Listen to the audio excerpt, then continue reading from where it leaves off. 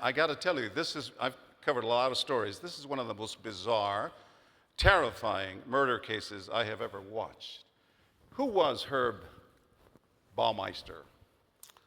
Herb was a resident of Hamilton County, Indiana. He was a businessman in Indianapolis. He was a husband. He was a father.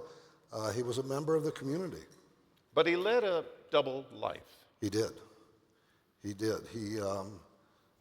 His family, his wife, would often take the children to a lake house that he owned in northern Indiana.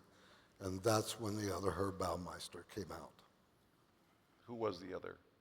The other Herb Baumeister was a serial killer that preyed on men at gay bars and would take them back to his home and kill them. Steve, how would you describe him? I would describe him as obviously a double life, as Jeff was saying. He was very deliberate in the actions that he took, very deliberate in his work, very deliberate in his home, very deliberate with his family, and he developed an MO, a lifestyle that was very conducive to committing a whole lot of murders. What did he do for a living?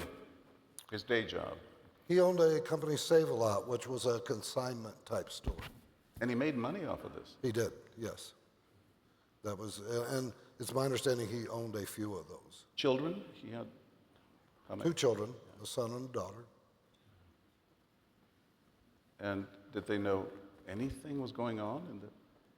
I think at one point they did, because the son found a skull in the woods and brought it to the mother's attention. How did they explain it?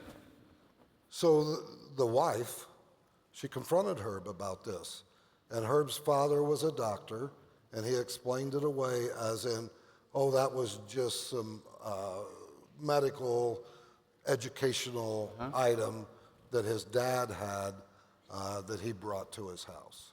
Now, we mentioned that most of his victims were gay men.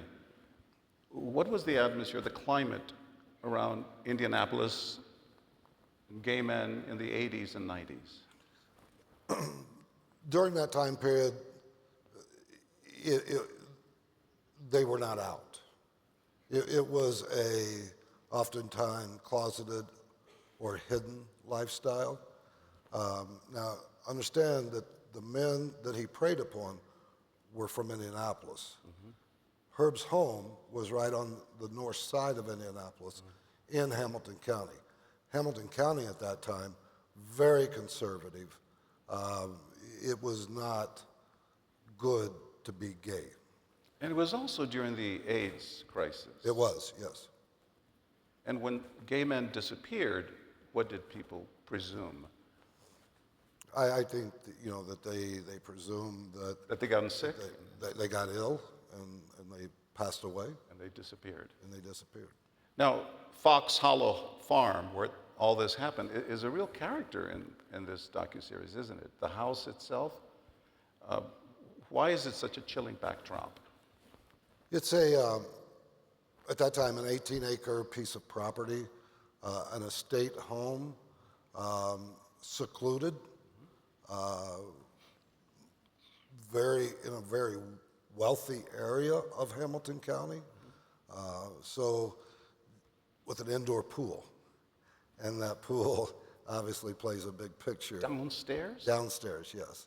And a walkout basement from the pool to the backyard. What would happen in that pool?